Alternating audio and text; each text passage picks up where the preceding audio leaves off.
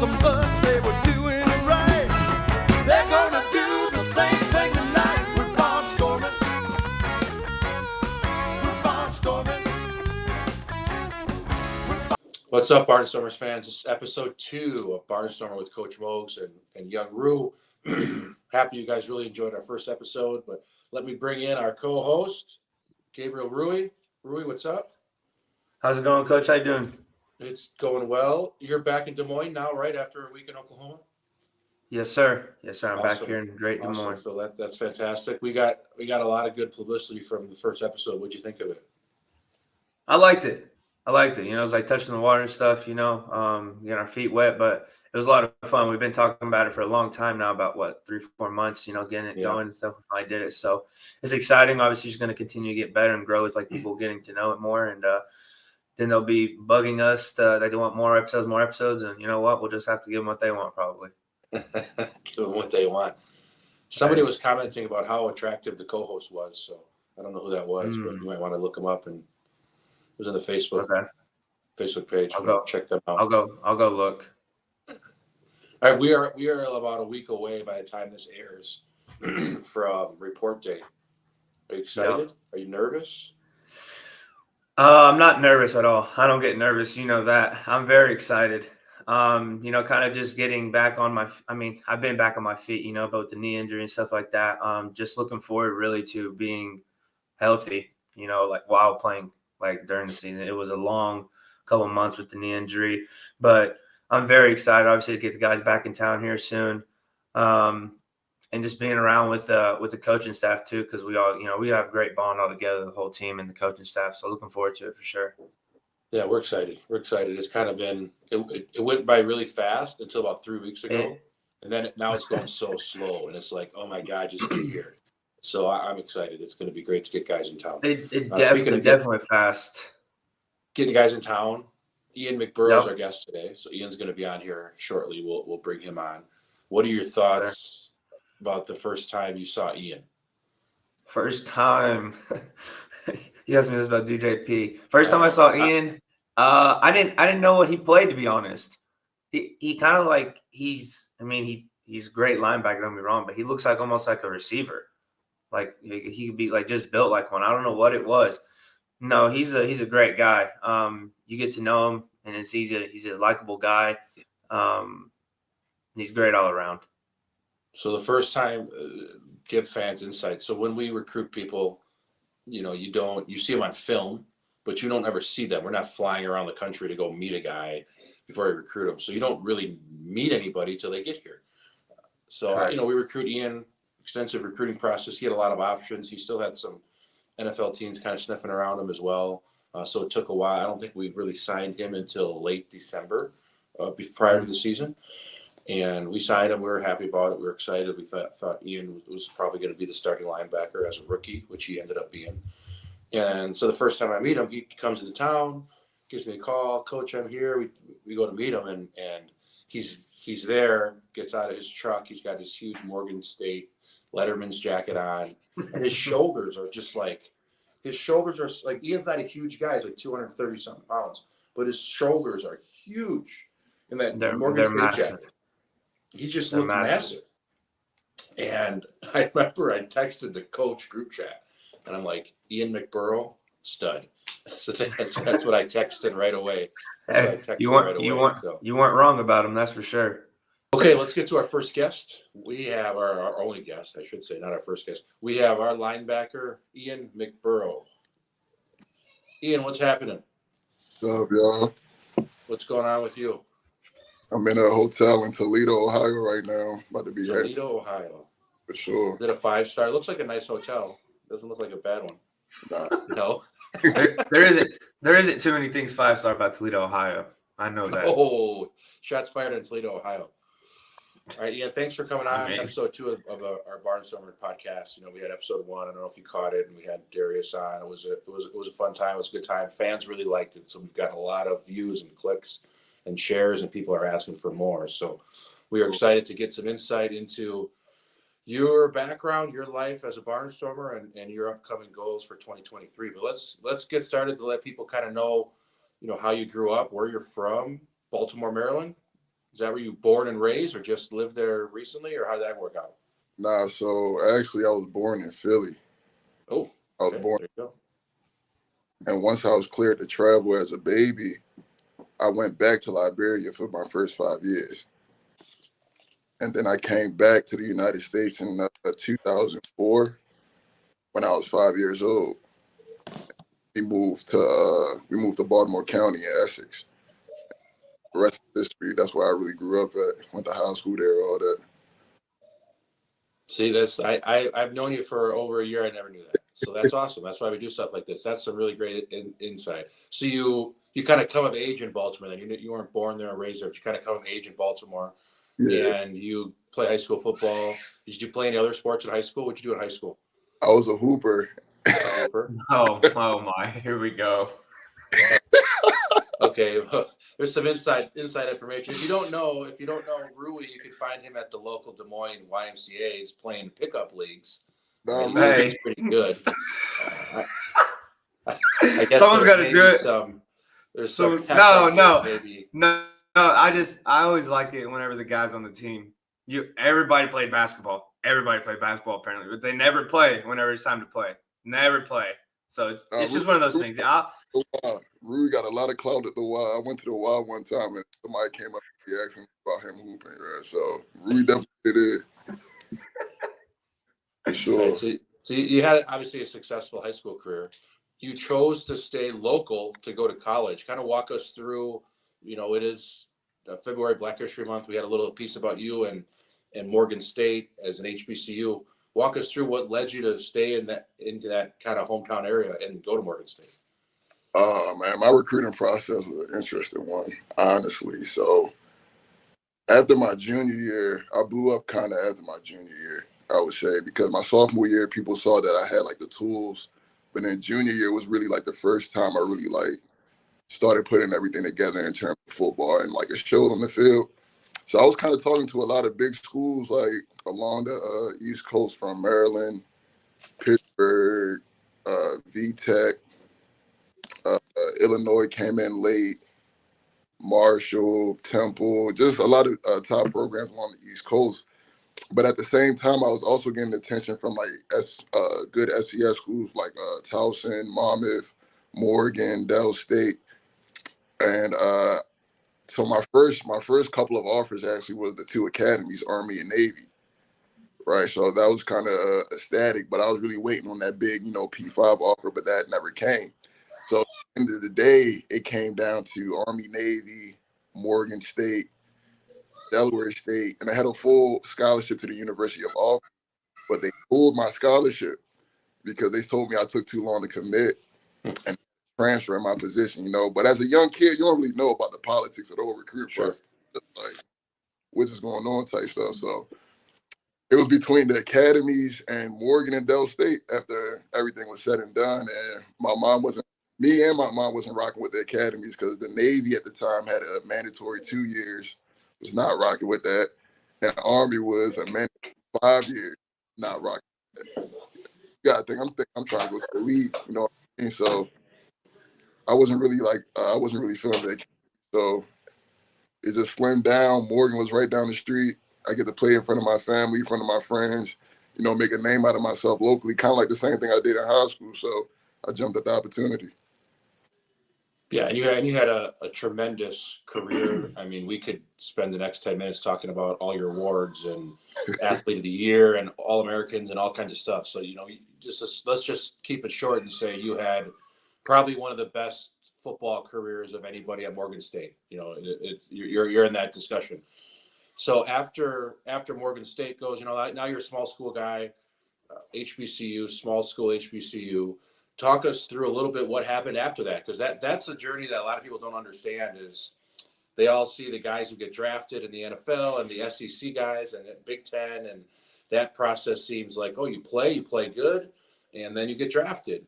But that's not the way that it works for probably 80% of the guys that end up making it to some level of professional football. So walk us through that, tied into the fact that you were also coming out in the heat of the first COVID wave. So how maybe your life would have been different if that didn't happen. That was an interesting time in the world.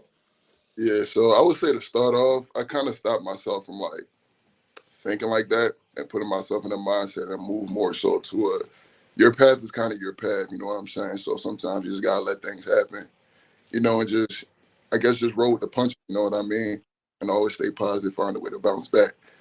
Early when I was younger, going through it, you know, it was hard to think like that because you're going through it and you're just all this emotion and going through. But like looking back, is just there's a lesson in everything, and you grow from all the experiences you go through. So I am grateful for like the path I'm taking right now in my football career right now because I don't know, when you sit back and look back, you kind of wouldn't have it any other way when you're thinking about your story. You know what I'm saying? Because I feel like only somebody like me would be able to handle what I was able to go through and still, you know, be able to produce at a high level because most of the people that like went through what I went through, they end up quitting. You know what I'm saying? Not any shade to them because you know everybody got responsibilities and stuff they got to do outside of football, but that situation will really tear you down,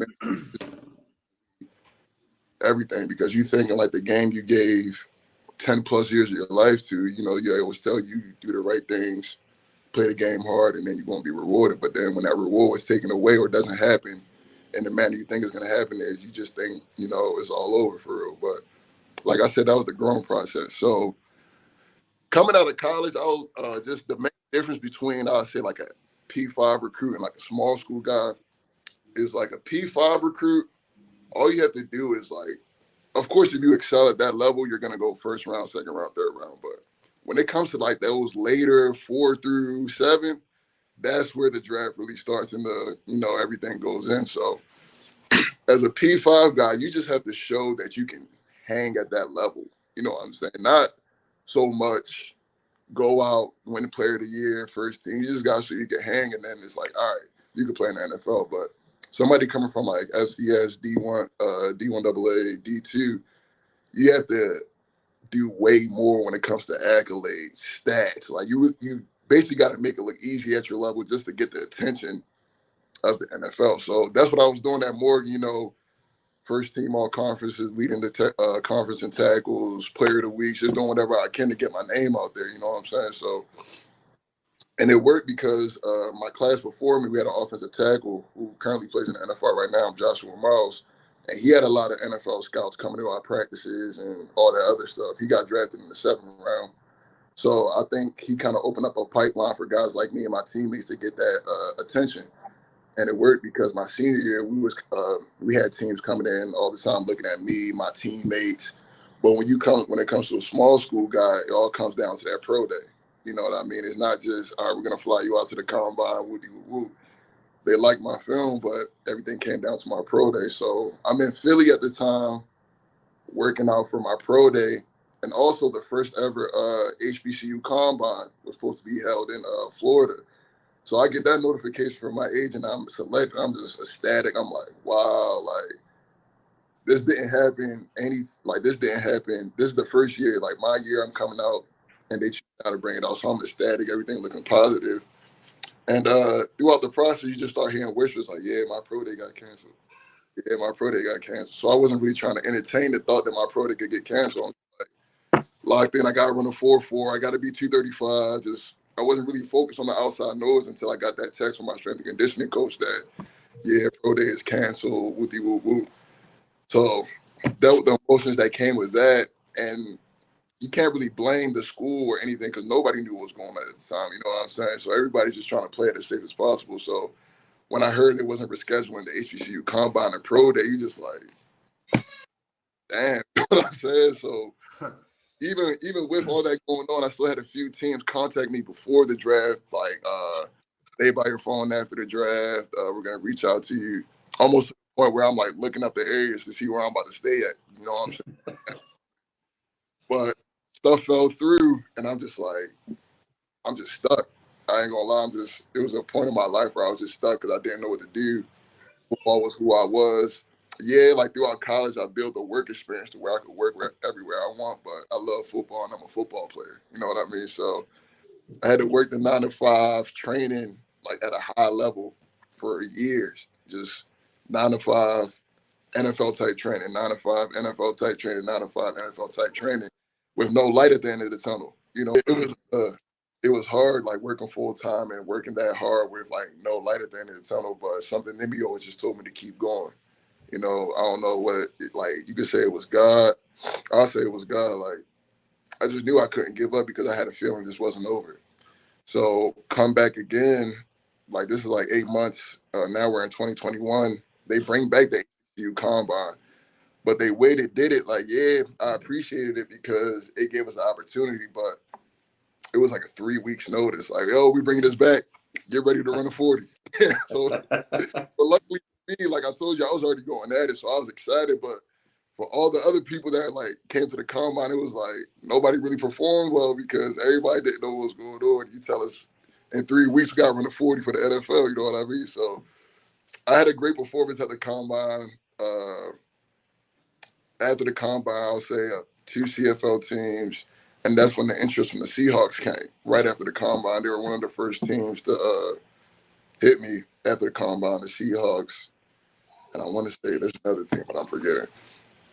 Same situation. We love your film. We love what you did at the combine. Oh, and the Cardinals. The Cardinals called me a few days after the combine, looking to bring you in. Whoopty whoop whoop. And at that time, it was like a lot of COVID roster restrictions. We're in the heart of the pandemic. You know what I mean? So all those didn't go through as well. So now it's the 2021 football season. I'm 2 years removed from football. I'm like, yo, I don't know what I'm about to do. I'm just like I said, I'm just working out, no light at the tunnel. And then I get a DM one day from the man himself, Coach Moges. Ian, I really like your film. I know you're not done with football. I know you still have a lot of game left in you. And like, to be honest, I'm like, I don't know, I'm not playing indoor. You know what I'm saying? Like the typical good football player reaction when he gets his first offer. Everybody's reaction. Yeah, I'm like, oh, I ain't, nah, bro. So, but I accepted it because it was like, all right, as long as somebody still wants me to play football for their team, I'm going to take that opportunity because I know I can still play good football and have a chance to go to the higher level.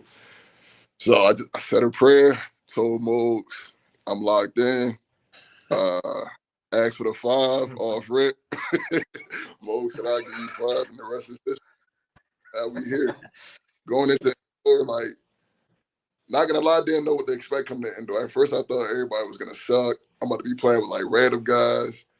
But man, I tell you, I was completely wrong. Indoor really improved my game a lot as an athlete, linebacker, and just taught me how to be a pro. You know what I'm saying? Throwing things of being a pro, I had it indoor, and I'm grateful that I had it indoor rather than, you know what I'm saying? Because in the league, the room for error is so much smaller. So everything I learned from indoor, I'm glad I learned it from indoor. Said all that to say, like, I'm proud of my journey. I embrace my journey, and I'm thankful that God put me on the journey, and I'm still thankful to see where this journey goes. All right, so transitioning in, we've already talked about college and like the early pro success that you had. Again, looked at teams with where you were at and stuff, so it's already hard. Like you said, you're already on a lower chance of getting it as it is. You've already made a name for yourself in the league 1 year in, second year in. You know the ins and outs now. I mean, by the end of the season. So personally now, what goals do you have for yourself personally this upcoming season? I want to win Defensive Player of the Year. I want to win MVP. And a personal challenge that I challenge myself with is that I want to make everyone around me better. And I feel like I'm a natural leader. And people have always like gravitated towards me because they see how I approach the game, how seriously I take what I do. But I feel like it's bigger than just making sure I make plays. So if I want to go to the next level, like I have to bring everybody to that same level, especially on a defensive perspective. So, like I said, of course, I want to do what I got to do to go higher, win some games, win us a championship. But a personal challenge that I challenge myself with is making like everyone around me better, whatever that may look like. You know what I'm saying? But so you're saying like you want to make everybody around you better and all that. Well, come in rookie year, defensive leader, a team captain as well also. So then that goes to my next question. What is like one word whenever we hear Ian McBorrough, what do you want the coaches or the players, like, what's the one word that you want us like to you know, to think of?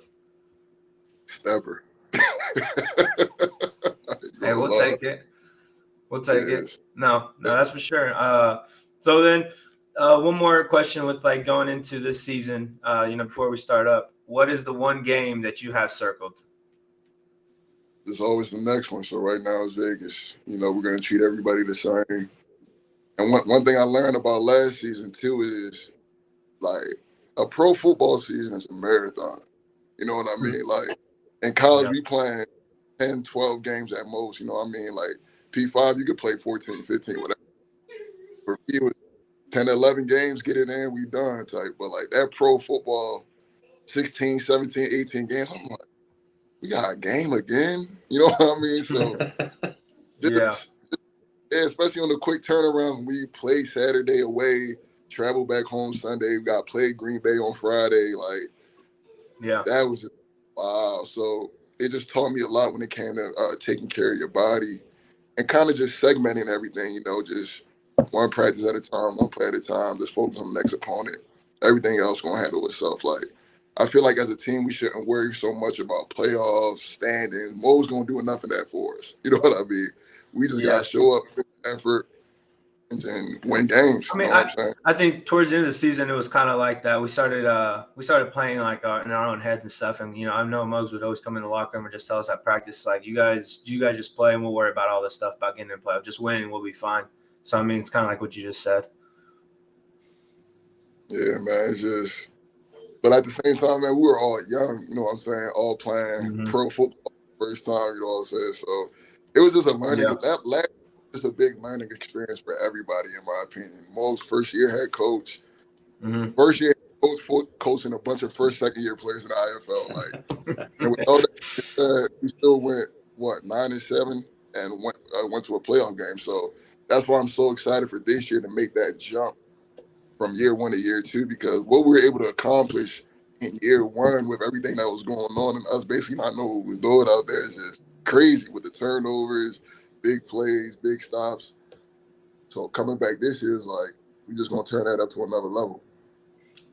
So I do want to touch on your leadership stuff here in a second, but I want to talk about the amount of guys that played for us last year and chose to come back and play again this year. A, what does that speak about the experience that you guys had last year? And B, how excited does that make you for not having, we'll have some rookies. We have a couple other veterans, like Tyrell Pearson coming back, and EJ Johnson's going to be on defense. He's a veteran guy. But how does that make you feel having that core, you and Darius and Bobo and Titus and Chris Robinson and Jordan Beaton and Jordan Baldwin and some other guys coming back? Man, a lot of things. One, first kudos to Moges and Hat for actually building a professional roster that actually likes each other. That's one thing. That's part you at the pro level, find a group of guys that actually gel well, hang out together, do everything together all the time. So kudos to you guys. Two is just I'll also give it to our environment and when it comes to playing for the Iowa Barnstormers, because you're in this small market in the middle of nowhere, a city in the middle of nowhere, but you're surrounded by all these people that just love football. You know, fan base supports you no matter what, win or loss. So it's like, even if we on the field, we don't know what we're doing. We just know we gotta get it stopped because Pat in the stands going crazy. You know what I'm saying? The bells crazy. So I would say the environment really like puts you in that mindset. Like, yo, you're here to play good football. You're not just here to do whatever. You know what I mean? Like, we expect wins out of you because this is our legacy. This is who we produce. You know what I mean? So that's another thing. And then two is just like the overall experience of us going through last year together as a young team, all of us being around the same age, was kind of really what helped us gel. You know what I'm saying? All of us had this kind of a similar story. You know, pro day, this happened, that happened, and now we just in Iowa. So we got to sit here, pot about it, saying, I wish I was in the NFL. I wish I was this. Or we could go out and just make plays and have fun with this shit. You know what I mean? And we chose the latter. And I think us all having that same mindset and approaching it the same way is kind of what made us close. And I'll also say our practices too. And when I say that when we practice, it was competition. Like, we didn't just go through the motions to the Moges always had to spaz on us to calm down. You know what I mean? Because we were always just pushing each other back and forth, back and forth, back and forth, back and forth, trying to pull the best out of each other because that was the type of players we are. So the fact that we got majority of those guys back is going to be, I'm so excited to make that jump because all of us did that coming from the couch. Like, all right, bet I'm a pro football player now. You know what I mean? So now we got the full all season. Everybody went back home, back in the lab. I've been sending my snaps all season, making sure everybody check it in. But like, Yep. so yeah, it's just I think that overall is kind of what helped a lot of guys make the decision to come back. We lost JR to the Bay, which hurt me deeply. But like you said, we got TP coming in. He was on that championship team, first team All IFL. So I'm excited to learn from him when it comes to the game, the passing game, because I need to make improvement. So when we signed him, I'm like, all right, I got somebody who performing at a high level in the defensive secondary. So now I'm just going to pick his brain on concepts, just different things in the passing game that can help me be better and help me be better will help everybody else be better. So I can just, echo that information, be a leader. Sure. Well, let's talk about one more guy. I saved him for a special, one-on-one about him because he's your roommate. So Justice King, you guys roommate last year, and you guys are going to roommate again this year. What was it?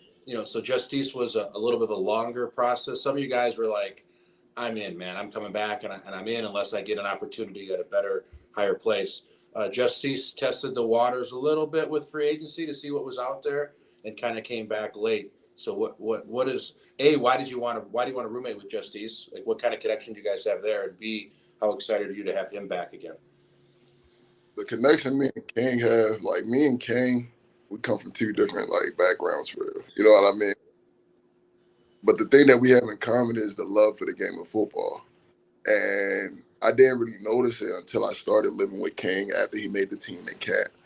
The way he cares about the game and the chip on his shoulder to make plays because of being a small corner, being from Milwaukee. So you got the Milwaukee attitude with a chip on the shoulder from being under a small corner, and that kind of just drove me in a sense. So we kind of just push each other to make plays. Like we'll be sitting in our living room going, all right, this who you guys stop. Same thing to me. This running back, this, that, and the third. This who we gotta stop. You know what I'm saying? We about to play EJ Hiller this week, so he'd tell me you gotta be on your shit. Same thing when we about to play Mags, and I'm like, yo, we just always just kind of that football bicker is kind of what grew our bond for because we both approach the game the same way. You know what I mean? So, and I know King's still gonna come back with a lot to prove. He's not comfortable yet. You know what I mean? So. Just a dog. I'd say King's just a dog, honestly. Yeah, we were excited to have him back. He did have some opportunities. I think, Sioux Falls really wanted him, and it just came down to, there's a couple other teams that wanted him, and I think Green Bay hollered at him a little bit. He's a little salty about Green Bay not giving him an opportunity in his home state right away. So I think that was kind of cool. But we know. Yeah. So I'm excited. We're excited. Coach Hamp's excited. Coach Booth's excited about the amount of guys that chose to come back. We lost JR, we lost Cole to Arizona. Those are the only two guys that signed with other teams that we offered to come back. So it's exciting for us to have, it's like a stamp of, okay, you're not an idiot. We're going to come back for a year too. So that's exciting for us. But the thing that you've touched on in almost all your answers from the one about King to growing up at Morgan State is just your leadership. And that's the thing that stands out. If somebody were to call me, I talked to a team in a different pro league about you about a month ago, and they're kicking the tires on you or whatever.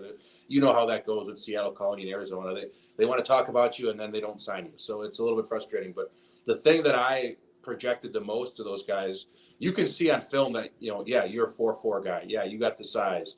You're physical enough. You have all those traits. That's easily seen on film by anybody who watches your film. But the stuff that you can't see is your leadership type stuff, which is to the highest degree of the chart of that measurable kind of stuff. So one of my favorite movies, and it's going to be one of our, last year I had The Last Dragon, and this year our featured clips for our critical control points is going to be from the movie The Program. I don't know if you guys are familiar with the movie. It's early 90s college football movie. But there's a character in there. The middle linebacker for that team is Alvin Mack, and he is like when I'd go into the defensive film meetings, all I could think about was like, Ian, this is like Alvin Mack, because you're standing most of the time and you're like saying exactly what's going to happen before the play even happens, and you're telling DBs, hey, he's going to do this, this, and this, and that's exactly like what happens in the movie. And it was like, my God, he knows exactly what's going to. You could have been the guy running those meetings, and Ham could have just ate a sandwich in the back. So is that something that, the leadership part just comes naturally to you, and then you feel like it's important to go in, because you don't just wake up knowing that stuff. You had to do the work before that.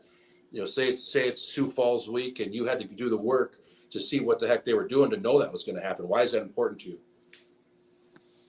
I would just say naturally, like, ever since I started playing football when I was a kid, like the love of the game is always what drove me to take it seriously. Like if you love something, or if you say you love something, you work in behind it, you know what I'm saying, to be good at it.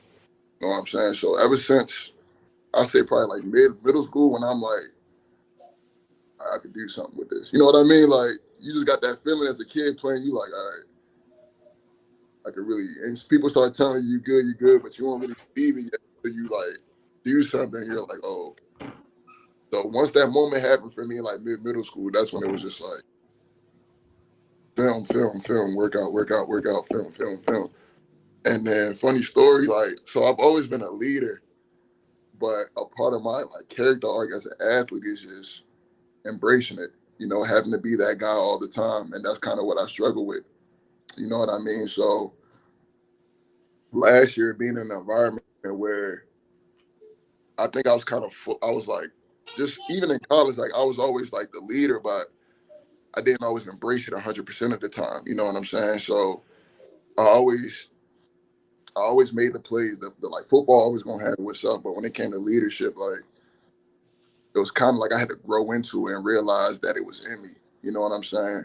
Realize that people are gonna like naturally listen to what I say because I put in the work behind it. So once I started to embrace it, that's when it became okay. Like, you know what I'm saying? I could start helping people around me. Like funny story, actually, I played with another All-American linebacker in college named Rico Kennedy. So we both were just Norfolk State. I want to say my senior year. Lie to you not, it was like 10 to 11 play drive. Me and Rico called out every play, every single play. So like, that's just how I attack the game. Like, and I feel like that's kind of where my leadership comes from when it comes to how I attack the game of football and the preparation that I, go into it with. Like, you can't be around me for a certain amount of time and not know what you're doing or not want to be good at something. You know what I'm saying? Because that's just how I attack it. Like, even with King, me and King sat together and watched film like almost every day. Like 99% of the time, me and King watching film. Right after the game, we watching the game. After we get back from celebrate our win. But it's always preparation. And once I learned that in college, I learned that the higher you go in football, skill wise, everybody the same. Like, yeah, you're gonna have your DK Metcalfs, your Miles Garrett, the freaking nature factory lab football players, but outside of that, everybody the same. Everybody can run a 4-4. Everybody can jump this, jump that, woody woo woo. So the difference and the advantage that I realized at a young age was just all comes down to who's smarter. You know what I'm saying? Who knows where the play is going? How can you get there before the play even develops? You know what I'm saying? To make the play. So once I started taking that approach to the game, that's when the leading the conference in tackles. That's when all the accolades follow because I'm like, all right, I could be the smartest person on the field, match that with my athleticism, and then go make plays. Once I put that together, I give it to my team. You know what I'm saying? Because we gotta be on the same page. Because football, especially defense, everybody gotta be on the same page. If one person messes up, it's a 40-yard touchdown. Sure. You know what I mean?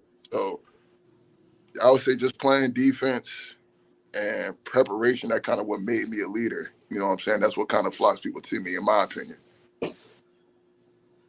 All right, Ian. So let's get away from football for these next two questions. All right. So For sure. well, we already knew. Well, you already surprised us being from Liberia. That was it. But what's what's one thing that Barnstormer fans, or even like us, we might not know about you? Like, you got any like unusual like hobbies? Can you sing? Like actually good though, or can you like you got Barry anything White crazy? singer over here. Do Barry White karaoke. I, I fake sing, but I love to draw. I love to draw. I Okay. love art. Yeah, I say art. I'm a big fan of art. So, okay. So then now being back in the area, you're coming back actually today, I believe, tonight or tomorrow. Being in town, either downtown Des Moines or West Des Moines, you're not gonna hurt anybody's feeling. But where's your favorite place to eat? Ooh, my favorite place to eat. It's called Patience African Cuisine in Des Okay, is that Moines. here in downtown Des Moines? Bro, I don't even know where that joint at. That joint. You just look it up and go. Yeah, that's my favorite place because it's being away from home. That's the only place I could get food that Like close back, like okay. I don't off of Fuzzy's daily. That's not normal to me. So you know Yeah, what I mean? I was like, I don't know if he's gonna say something like we're sponsored by, because that's different. But I mean, yeah, you answered it the right way, because I figured you were gonna say something like a little bit different, like out of the circle. I think, Coach, we have a place this year, don't we, We Coach? do. That's, I'm going to give him a quick plug. I wasn't planning on it, but we do have an African, a woman who's from East Africa who's doing some meals for us this year, Jumbo African cuisine. So For sure. I'm gonna text her after this and be like, I didn't know this, but we got a guy from. hey, there you go. He's gonna There you love your go. food. So yeah, she's gonna do numerous meals, catered meals for you guys, as similar to what we've done in the past. But yeah, so we'll have you can be the one telling everybody what's good and what they're gonna like, and you can be the tour guide for our African meals. For sure, man. For sure. I ain't gonna lie. That's tough though. I like up with that. What do you do? So we talked about the art a little bit and going to Patient's place, and obviously Fuzzies. You guys are big fans of Fuzzies. So what do you do on your downtime? On your off day or when you're in Des Moines? What do you like to do? I'm in Des Moines on my off day. What I like to do. I don't know. I wasn't really out like that last year for real. I was always just in the crib, or I was at the pool once the weather got nice. Hang with the guys, whatever. I ain't really do that much for real. I was just regular stuff, just hanging with the guys, playing the game, watching film probably.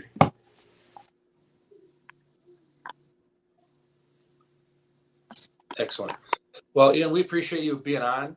And I think this was super informative. We got some really great insight, obviously into some of your background, but just how your mind works. I think your mind works in a very unique way with those leadership qualities and how you process information. I think it's really interesting. And I think you're able to articulate that really well in this interview. So appreciate the time having you on. We look forward to getting you back on the field here in about a week or so and get rolling. For sure, man. I'm excited to be back, man. We gotta go do this thing. Vegas up first. Vegas up first. All right. Appreciate you, Ian. See you soon. All right. Hey, Rui, I'll see you tonight, bro. I'm gonna be touching down tonight. All right, bro. I'll see you. Be safe. Safe travels. All right. All right, bro. Love.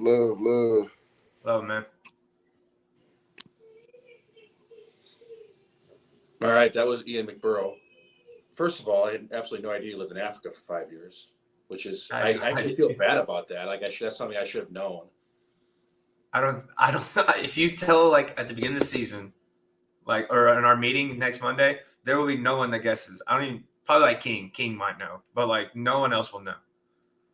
Yeah, he lived with King and Tez not coming back. But yeah, that's super interesting. But the thing that if I walked into this interview saying like what I thought it was going to be like, it basically was what I thought. Like Ian's such an insightful person, and he's able to articulate his thoughts better than the average person. So there's a lot of people who are like very smart or understanding in football or in life in general, but very smart in football, but they struggle to articulate what they know to other people. Sometimes like some of the best players I've ever played with have been the worst coaches because they can't articulate how to do it. It's just like, well, I can just do it. Yeah. I just do it. Just run over there and do it. And they can't articulate how to do it, where Ian can do both. I figured out how football smart he was. Like the last week of the season, regular season, when we played Quad City, he didn't play that game. He had the shoulder injury, I believe. And being on like the bench next to him, like you were saying, he like calls out the plays. Like he knows he may not call the whole play, but he'll let you know that that receiver right there is going to run a dig, or like he's going to like. It was so fascinating to like be like right next to someone. It's like almost like Tony Romo a couple years ago, and he called like that whole drive for like Kansas City and like New England. Yeah. It was just like he was right there. I was like right next to him one drive, and he was just calling out the whole play, and it was just like wild to me. I don't know why, but he's really smart on the field. Off the field, he's smart too. But on the field is all I'm worried about. That was our gift to Quad City fans, is sit Ian for that last game. There's absolutely no way that we lose that game if Ian's playing. So and they go all the way. And then they have to go all the way to the championship game. They wouldn't even made the playoffs if Ian had played. But we wanted to make sure his shoulder was as healthy as possible for the playoffs. Unfortunately, our playoffs was just one game, but that wasn't the plan. The plan was for us to do what with Quad City States. So. It's long term. And think about it, it was a one possession game. Literally came down to the last drive, last 15 yards of the field kind of thing. It's just, one of those. It's over with, obviously. There's no way if Ian's there. It's just, like you said, he's calling out all the plays before the team even runs them. So I think Ian's a super interesting guy. I think he's a great person. And the part that he said about you guys all liking each other, I think there's a lot to say. And some of this, it was totally a crapshoot. It's not like we're not doing extensive background checks like NFL teams do. We're not interviewing your high school coaches and your math teacher from the 12th grade to see what kind of person you are, like the NFL teams do. And that's not a joke. Like the NFL teams are no, for sure. Yeah. So some of it is a crapshoot. Like you can get, there's guys that you'll talk to initially. I'll talk to initially, and I'll be like, I don't think that guy's gonna fit in well with what we do here. And then, that might be the last conversation we have. But a part of it is kind of a crapshoot. Like you don't know people till they actually get here. And you had to put. Last year there was only 3 guys returning from the team previous. Yeah. So what do we? 25 we have on the team, 26, say whatever. So 95% of that team was literally brand new. So that was a huge challenge. Just like he said. Kudos to you and the coaching staff, obviously bringing people back. But from the jump, you don't even know. You got a couple guys that you've coached here and there, that you know about, whatever. But, most of it, you were just going into blind, hoping that we would all gel. And, we have like a thing with this. Like we don't like someone that someone does. But at the end of the day, we'll go to war with that guy on like Saturday. When it comes game time, it doesn't matter. We'll put everything aside. And I think you got the right group of guys that know that, I don't have to be his best friend or anything. But, whenever it's time to, lights come on, like it's go time for sure. Excellent. Yeah. So Ian's interesting. I think the fans will appreciate the insight they gave him. All right. This week, Rui, you were not in Des Moines. Like for the last week and a half, you were back home in Oklahoma visiting family with the season right around the corner. So we don't have an actual Rui in the community. We didn't get you out anywhere in anything like that. I'm sure you did some cool stuff in Oklahoma, but we're not really that interested in it for this show. But we're gonna kind of do a little bit of a old Rui in the community. We're gonna bring on one of our partners at the Barnstormers, Benton Taylor, owner of Carpet Direct here in Des Moines, and we're gonna kind of talk about maybe some past experiences with him and let our viewers know a little bit more about what he does and what his business is like and how he supports the Barnstormers. So let's go ahead and bring Benton in and chop that up for a little bit. Benton, what's up, man? Not much. How are you guys this morning? We were doing well. Awesome. Man, fantastic weekend. Got some 50-degree weather in there, man. Yeah, so you had a pretty busy weekend, I assume. With the it was. You know what? It was wild. It was wild. In fact, we were at the Home and Garden Show here in Des Moines this weekend, and that was phenomenal. One of the other partners, Brandon, over at Brick and Ivy, helped get that thing rolling. I got to give him 100% credit on. I was hurting a little bit on Wednesday and immobile, and him and my wife kept me rolling. So I got there. All about how teamwork works. So I'm telling you, I got an amazing team behind me. So I got to throw that out there. But we talked to a lot of people this weekend. Everybody is in spring mode. They're ready to do projects this weekend, and Julie Pettit, John, Jeff Lamberti hooked us up with some serious Barnstormer swag, and got to talk to a lot of people, not just about flooring, but about Barnstormer season. Everybody's excited, and of course, we're excited too. Appreciate the ability to let us be a little bit a part of it. Well, appreciate you letting me be a little part of it. So there's thousands and thousands of people that come through there. So let's let's assume that somebody listening to this has no idea what Carpet Direct is, and yeah, they don't know if it's absolutely. something like Aladdin or the Genie. What do you do for people? Yeah. So what we do, we bring the showroom to people, and a lot of people don't necessarily understand that concept because everyone's mind gears up toward, hey, I've always gone into my local brick and mortar store, and I've shopped there, and what I'm hearing the feedback, which has always been my experience in the floor covering world. I've got 25 years in the floor covering world, and I've always seen people come into this brick and mortar store and then pick out carpet there. And then my frustration as an installer was always when I'd go out to install it, people would go, "This isn't my carpet. It looks totally different than it did in the store." And you know what, we alleviate that because we actually bring the samples to people's homes. We get to know our customers. We get to know them on a personal basis. We get to find out that they're Barnstormers fans too. That's awesome. And then we help them. We find out, hey, you're an active family, right? Yeah, no, this is awesome.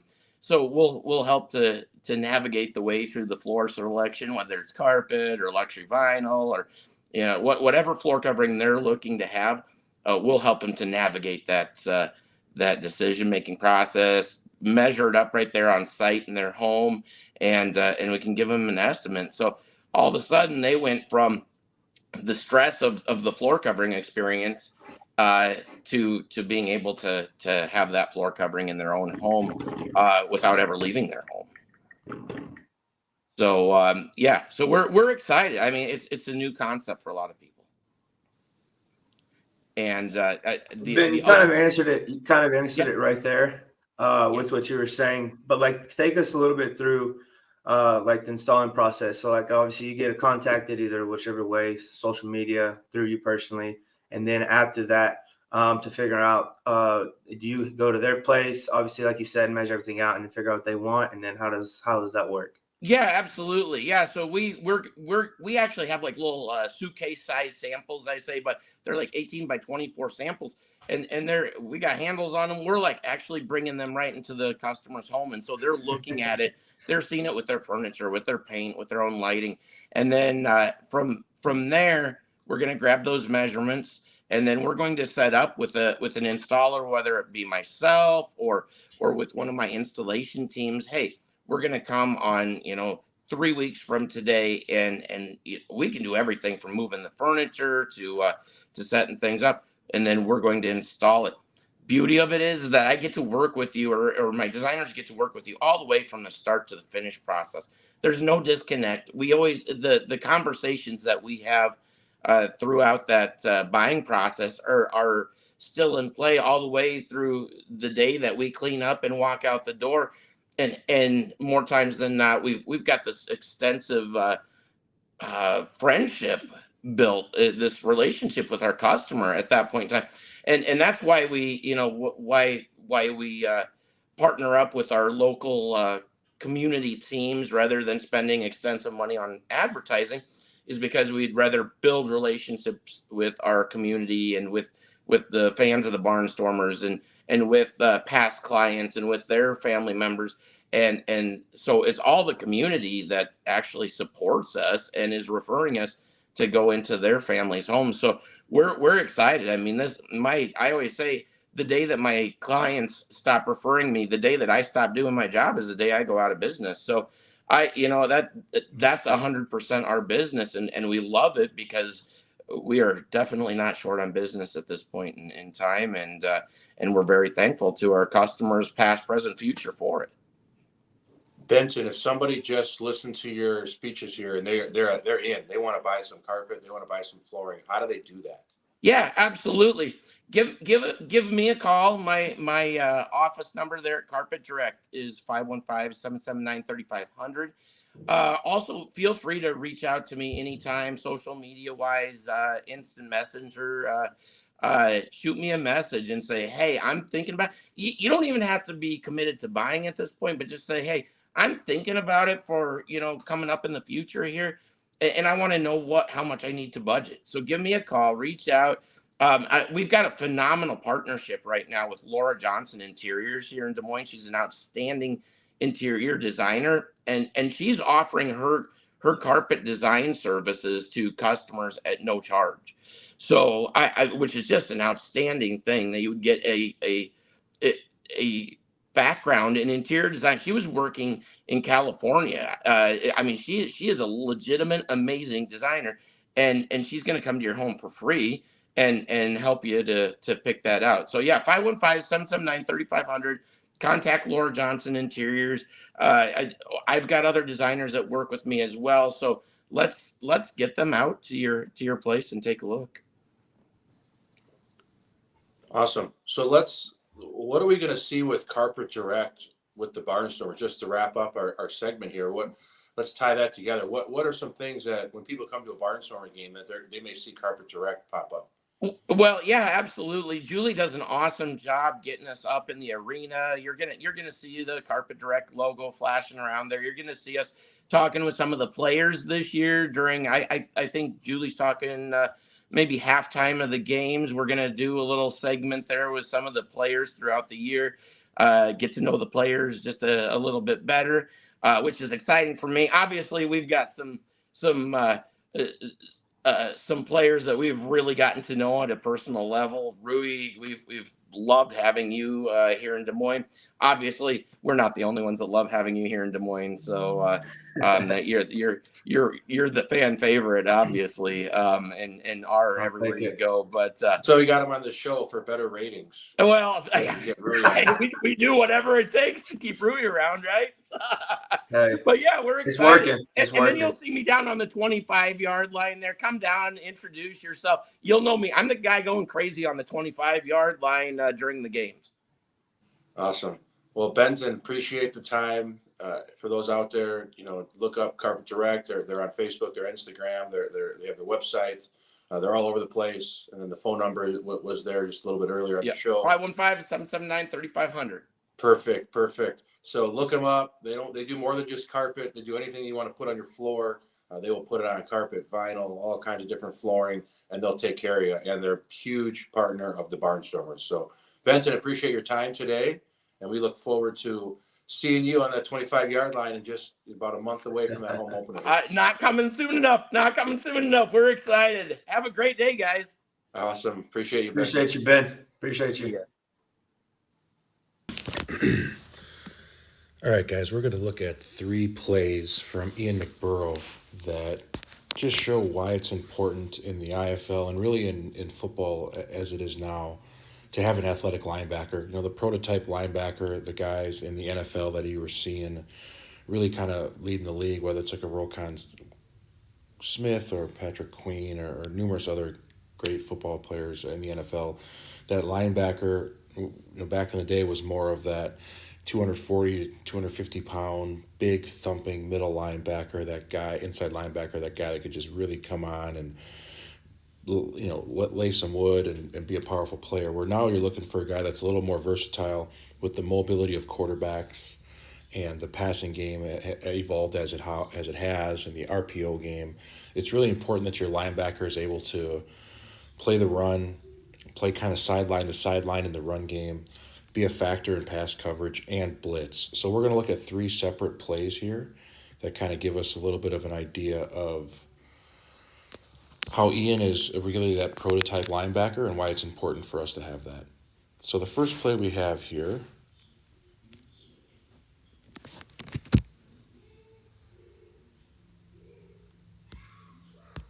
is just a play against, this is Massachusetts Pirates. Early on in the game, I think this is the first drive of the game. They're just trying to come out, feel us out. They line up in a pretty basic set, so it's a trip set just to kind of highlight that here. We got 1, 2, and 3 guys there. They have their offensive line, obviously, and they have a running back in the backfield, so they have that pretty basic 3-by-0 set. So we counter that with, we're going to also do 1, 2, and 3 guys over here. We keep our backside corner there, and we're going to play some zone coverage out of this. You'll see our safety here. He'll start bailing out. That's our safety from last season, J.R. Stevens. All right, and then in this responsibility, let's play it out a little bit here before we get going there. So you'll see how the kind of responsibilities kind of partake. That safety comes out. So we're in, a little bit of a cover 2 type zone here. They're going to play cover 2. He's got this kind of area here in pass game. He's got that area in the pass game. And then in this scenario, in a pass set, Ian would have kind of this little hole area. But right away you can see how this plays out, that it is a run, at least run action up front right away. And if you go back a little bit here, you see that they get a puller immediately. All right, so we kind of popularized this play. This is a play that we've run very successfully, and teams start copycatting you in this league. So they're going to do a pin and pull type play. So they're going to put their tight wide receiver here. He's going to block down. This guy's going to block inside. He's going to block inside. This guard's going to pull, kick out, and they toss this way on that look. Okay.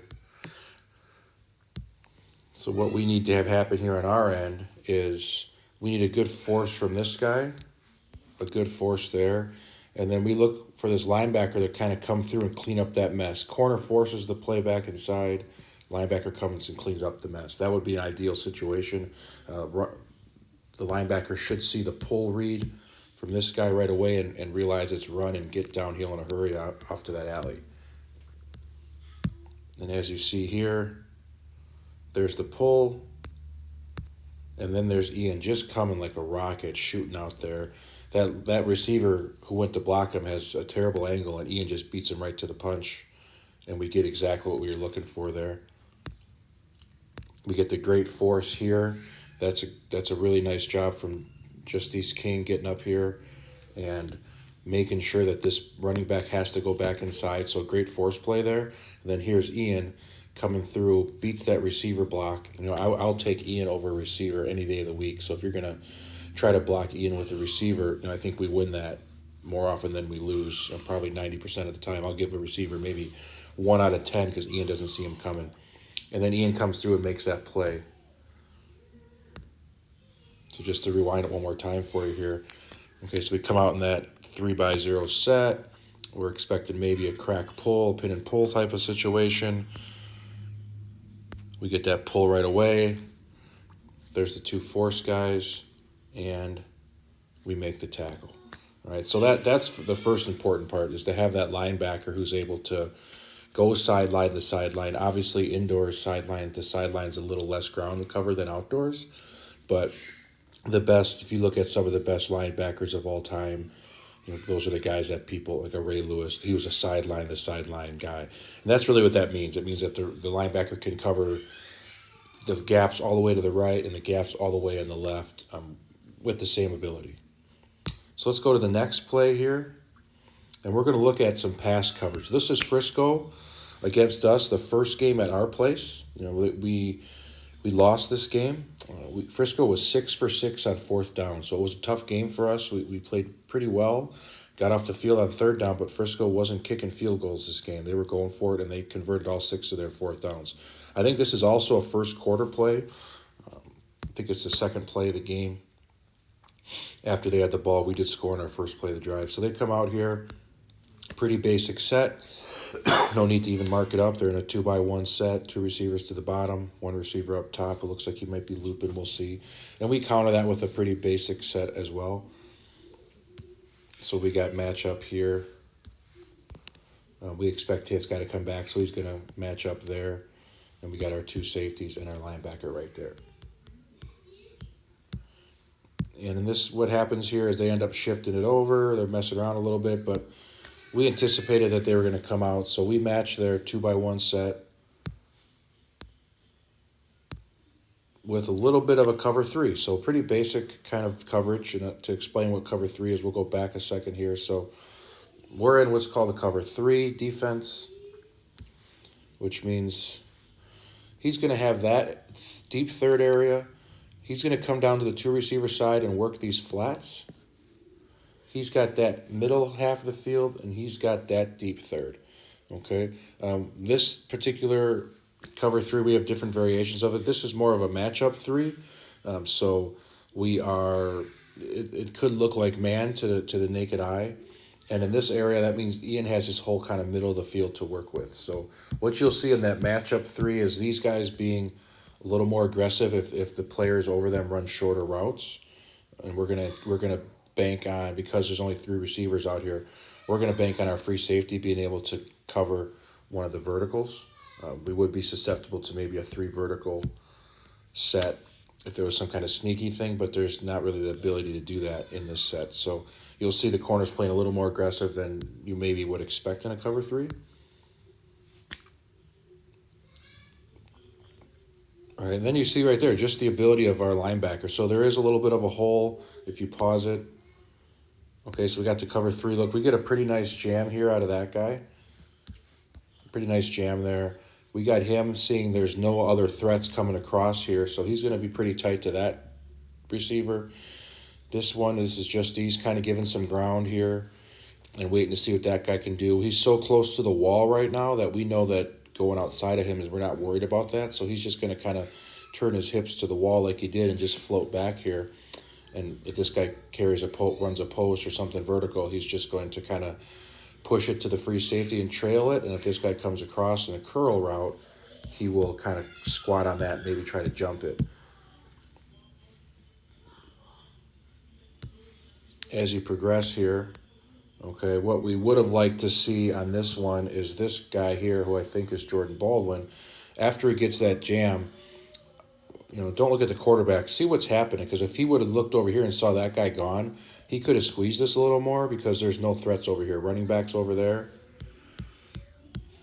So running back's over there. This guy's here. This guy's going vertical. So if he would have kind of just got his head on a swivel and looked around, he would have noticed that there's no really immediate threat. So he could have squeezed a little bit more on this route and been in position to cover that in that hole. Even in zone coverages, we want to teach guys to cover players, especially indoors because of the field, as opposed to just sitting in zones where there's nobody there. But luckily, we have a fantastic middle linebacker who's very athletic, and what ends up happening here is Ian plays it pretty well. He knows he's got somebody, he's looking at the quarterback's eyes, and he's reading the quarterback's eyes, knowing that allows him to know that there's somebody behind him, because he can tell by the eyes of where the quarterback's looking. And sometimes good quarterbacks can make you think they're looking over here because they want to throw it over here. So that's something that good quarterbacks do. This is a good quarterback. This is early in the game, and I think he just thought he could squeeze it in there. Ian just read his eyes and made a play. So we go back here about halfway through, start the player at the beginning, get the pretty basic motion. We're in a pretty matchup cover 3. Ian's got that middle hole for the hook curl zone. Quarterback gets flushed out because we run a little bit of a stunt. I don't know if you noticed that. We sent our defensive line this way, ran a little bit of a stunt, and they slide protected over. So that running back stepped up over there, in case you're wondering why those defensive linemen are all in that one spot. But then Ian just kind of comes up, makes a play. Okay, and so that's another aspect of linebacker play that's really important, is for that linebacker to be a factor in the pass game, has to be able to drop into some zones. Some guys are better than others. We're lucky with Ian that has the ability of playing in those holes. We could drop Ian deep into like a Tampa-style cover 2. Coach Hampton, he played for Tony Dungy when he was with the Colts, and that was a big part of their defense, was those different variations of cover 2. So having a middle linebacker, like Ian, the Tampa Bay teams with Tony Dungy is really good. They had Derek Brooks, guys that can run into that hole and help cover the split safety looks. And then the last play we're going to talk about here is just a blitz play.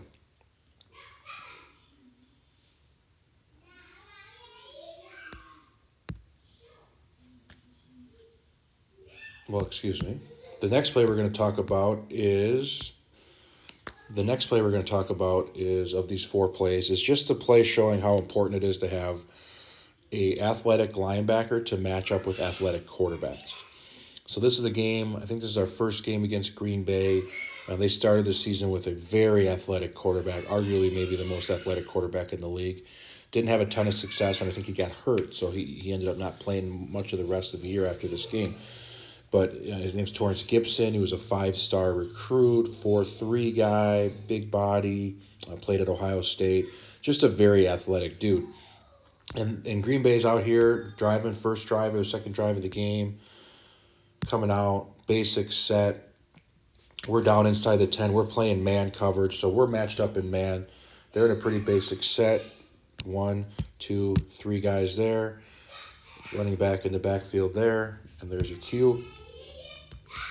We're matching it up with straight man coverage, which puts us press man here. Catch man off the motion there. Catch man with our off the free safety there. Here's our strong safety. He's got the running back. The running back doesn't go out. He just kind of robs and sees what's there. But we're in cover 0. And what that's going to do is allow Ian to know that he's pretty much free to blitz, delay blitz, and play the quarterback pretty hard. But what ends up happening here is they run a real basic zone read play. Okay, so there's zone reading. We talked about this in last podcast episode, some of these run actions. Their whole offensive line is zone blocking, so they're going to their left, and they're leaving that guy unblocked, which is the right defensive end.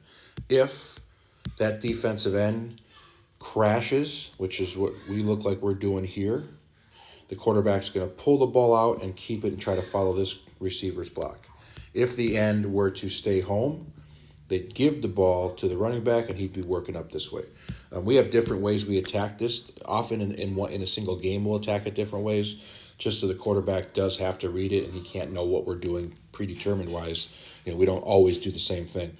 But on this particular way we were playing it early on in the game here, we were crashing this end really hard to force a quarterback keep, and then we were taking our linebacker and bringing him down hard.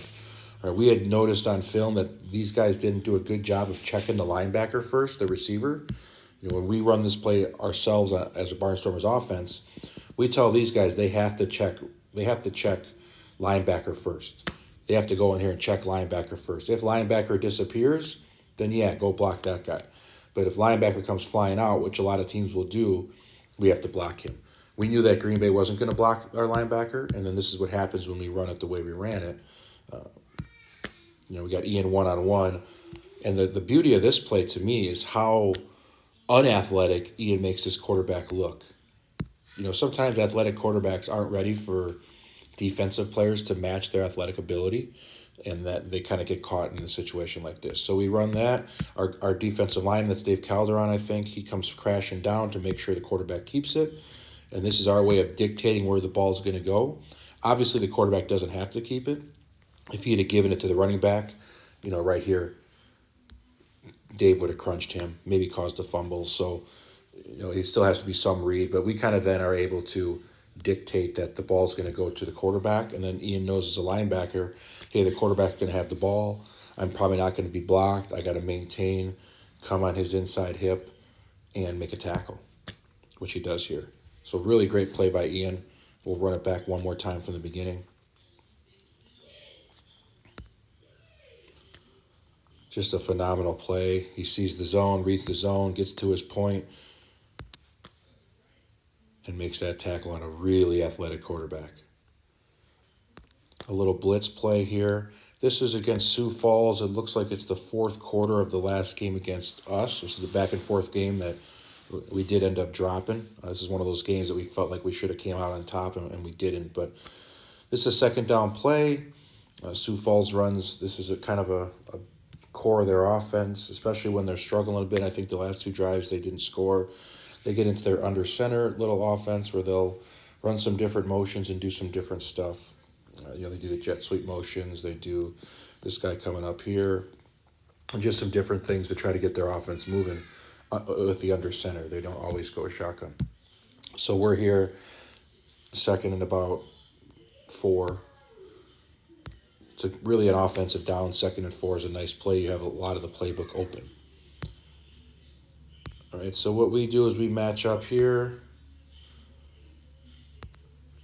And you see how the play is working there. They're in that basic set. They get the motion coming from the other way.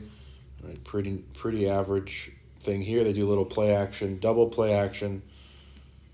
And then we're going to counter that with a little bit of our own zone again. And we're in a little bit of a combo 3. So once again, he's going to end up being here. He's going to end up being here. He's going to kind of float here, but when he has nobody in his area, he does a good job of following it across because there's nobody. All the action goes the other way. And that allows us to let Ian be a little bit free on this play because we're going to blitz him.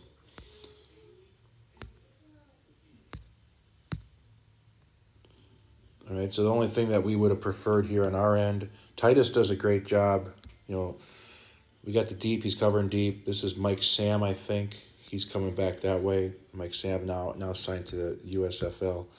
But Titus does a great job of understanding that all the receivers, there's a receiver out here, there's a receiver here, and there's a running back. So Titus knows, hey, man, there's nothing over here. Let me start following this to make sure they don't get a cheap one as I pass them over to Mike. Okay, so the one spot we would like to have seen better is this player do the same thing. Identify that all the offensive players are on that side, and I should float this way a little bit to help cover some stuff and not just cover ground with nobody near it. Okay, so Titus does a good job there. We get our blitz up front. Okay, so the nose does a good job of getting across and opening up a lane for Ian. We got up the field here. And Ian has to take on this block. So if we go back a little bit here to the beginning, you know, it's not a free release because they're an empty. They have a back in the backfield. So it is important that Ian's ready to take on that block. So he comes through here, takes on the block. We get a good push from Marshawn Jones that forces the quarterback up in the pocket, and Ian makes the sack.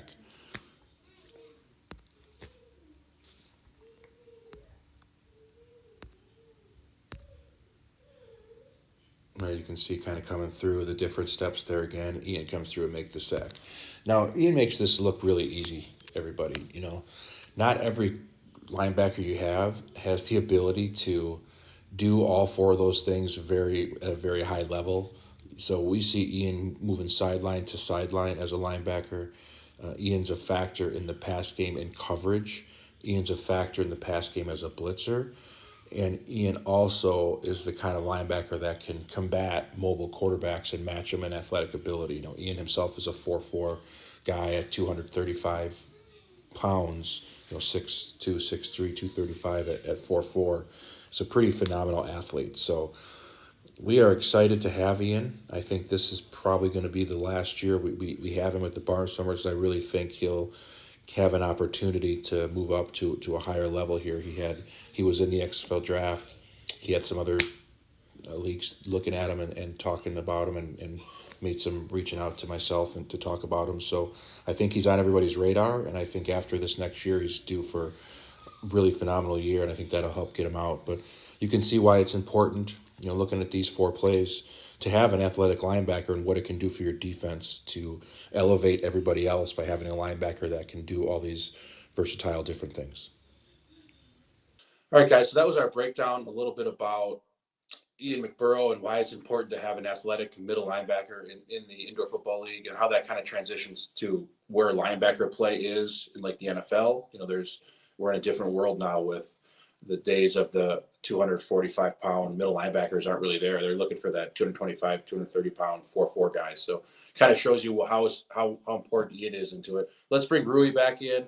Just kind of wrap up today's show. So, you know, a great conversation with Ian. We had our little bit of our Rui in the community that was a little flipped. We had Benton Taylor, but you know, with the camp just now, you know, a week away, we're ready to roll. You know, what are your final parting thoughts about Ian, about Benton, about today, and with camp on the horizon? I mean, everything with Ian is everything like we said from the jump. What I thought about him from the jump. A likable guy, leader, good insight, like you said. Being from Liberia caught me off guard. That was already, I knew it was going to be good from there, because I was like, I'm already surprised with what we got at this point. With Ben, I think I speak for everybody that's with the organization. We appreciate what him and Karen do for us day in and day out. I mean, it doesn't go unnoticed for us personally. You know, when I've been here with the knee injury, they helped me out a lot. Making sure if I need anything, you know, because I'm here by myself. I mean, you were in town stuff, you know, and Julian, everybody, you guys also were checking up on me. But with the season coming close, it's just like we said, Coach. We're excited. We got a good group of guys coming in. I think the additions that you added that weren't from last year's team are going to fit in nicely. I mean, we brought it enough, so I think we got the right team going into camp. And then obviously there's changes and nicks that come throughout camp. People injuries, whatever it is. But I'm really excited to get started next week on Monday with the first meeting, and then practice on Tuesday and going forward from there. Yeah, it's going to be exciting. So, we will continue our podcast throughout this season. Even though season's coming, doesn't mean we're just going to cut this. It might not be every week at that point. We'll kind of see how it goes. Right now we're hoping to do every week for a couple more weeks. I'm telling you, Coach, they're going to be on us about it. It's going to be an every week thing. Well, Joe the Animal Fulford's already on me about coming on and being a guest and getting on our show. So we might have to get Joe the Animal on here pretty soon. But he get a little segment. Yeah, we are going to have Antonio Wimbush on episode 3. So Bobo will be on here our next episode coming on. So if you're in here looking at that, we can ask some questions for Bobo. But the last thing we want to do here is we do have just one question that I think is important for us to ask, and I'm going to pull it up here because I don't want to mess it up. Comes from Jeff Pingle, and it's kind of important. Really, it's just going to be a question for ties into really well. Is with the ability to now kick the deuce all the time, do we think that we're going to try it in most every situation, or is the risk reward going to be too much and we only still try it in key points? First of all, let's see what Rui wants to do before I tell you what we've been talking about in coaching staff meetings. So Rui, what is your thoughts on the fact that you can kick the deuce every time? So believe it or not, I know we're not going to kick it every time, and that's fine with it. It's reality. It's situational football. Still, at the end of the day, still situational. It doesn't matter. Obviously, my word does not weigh anywhere near what the coach's weighs. So I'm not going to be arguing with you guys about that stuff. Even though last year I did get upset at times, I'm still not going to argue to the point where I'm going to do my own thing. We're not going to do it every time. Well, I mean, I could be in practice, I can go 10 for 10. You're still not going to – it's situational football. If we want to pin them deep, we're going to do a split, to the corner, opposite corner, whatever it is. We got to keep teams on their, on their heels all season. We can't just because, if you don't make it, it's back to, the 20, I believe. The ball comes out to the 20. 20 the first time and then 25 every time after that. That does nothing good for us unless we're just absolutely dominating on defense. And then, even still, then you still want to pin them deep because then, deep field goal, you can return it. There's a lot of things that go into it. So it's all about situational football at the end of the day. We'll see if we really need it. If we do, if we don't, it's we'll just have to see what happens. Yeah, I think, so right now since that rule change came out a couple of weeks ago, we have a bunch of guys on our coaching staff that are data analysts and analyze data for us. And we gave them some projects of, we're supposed to be wrapping it up this week. We have to actually have a meeting tonight to talk about the results of some of how this data is. But we went back and looked at every one of our games and then every IFL game to see what the average starting point was off a kickoff. So we can then gauge, if our average starting point, I don't have the details yet. Like I said, we have that meeting tonight where they're going to kind of present their results. So if we say our average starting point was the 17 and now we're going to start in the 25, that risk reward is not that big. It's only 8 more yards. If we say our average starting point was the 9, now we're in the 25. Now we're like, well, that's a big chunk. So we're going to kind of look at that data a little bit.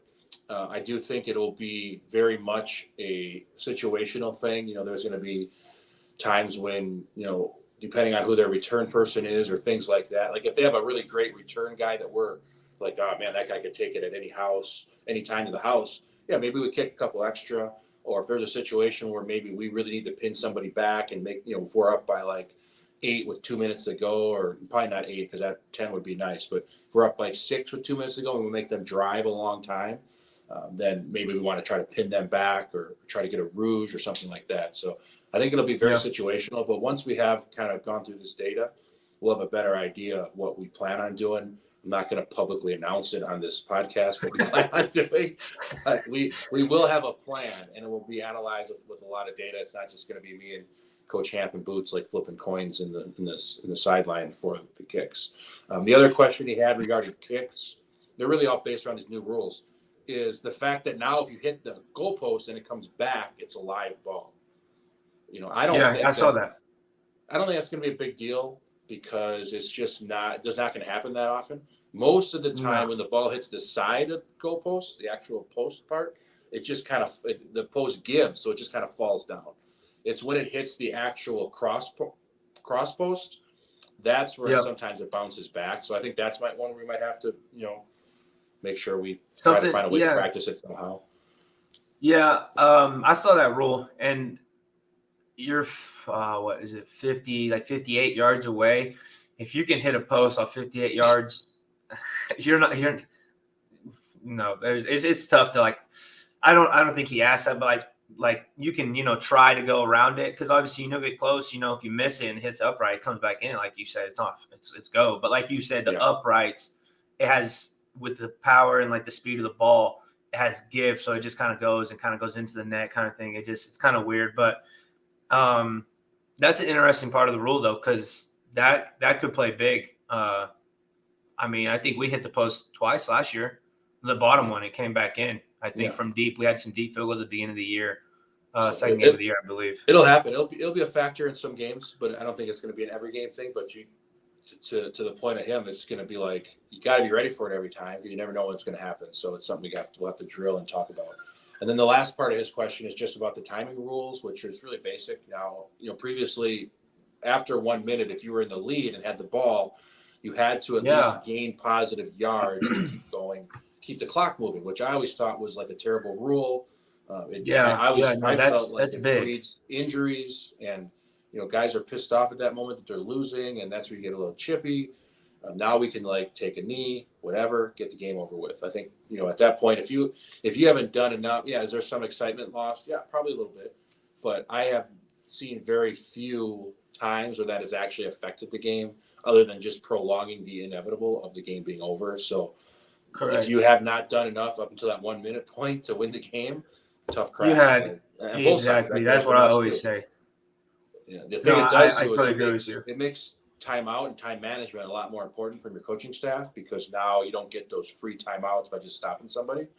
So I like that rule. I know there's some people on the internet chatter boards that are upset about that, but knowing what we know about what football can do to your body, the more we can minimize opportunities of guys getting smashed, especially in that kind of scenario where the game's really kind of over and it's not worth it. I think it benefits. Yeah, absolutely. Yeah, no, for sure. I agree. I saw that, and I think that I thought it was not you didn't like the rule. I didn't like it either. Having to get a yard or something for the clock to keep running. Now you can just, like I said I saw the rule change, victory formation. Now the typical, you had all the other 59 minutes of the game to do something. You do anything, so move on to the next week at that point. Yeah, and I saw somebody not under Jeff. Thanks for the questions. If you have questions for our next podcast, we're going to film with Antonio Wimbush. Just let us know. We'd love to answer some of your questions. But I did see on some of the IFL when they announced the rules, people were saying, "Oh, you could already take a knee." You couldn't take a knee unless the other team's coach approved it. So I think there was right. One of the times we beat Green Bay, 30 seconds left or something, and their coach just said, "Yeah, it's over. Just take a knee. I don't want to get my guys hurt." So you could do it if both coaches agreed. So even prior to this rule change, it still was happening at times. But that's our questions. We only had that one real question for this episode. So again, if you have questions for the next one you want to answer or anything popped up, let us know. We'll ask questions to Antonio if you do, or if you have just general questions like Jeff had here. Appreciate that. But that's episode 2, everybody. Hope you enjoy this one as much as you enjoyed episode 1. We will be hopefully every week here for a couple more weeks, and then we'll see how it goes once the season starts. No offense, but it's not going to be the highest of our priorities. We got to win some football games. So appreciate you guys being on. Rui, as always, thank you. Appreciate you, Coach. And we will see everybody soon. Go Barnstormers. See you guys. Went to a game just the other night. The Barnstormers, they were out of sight. They're kicking some butt.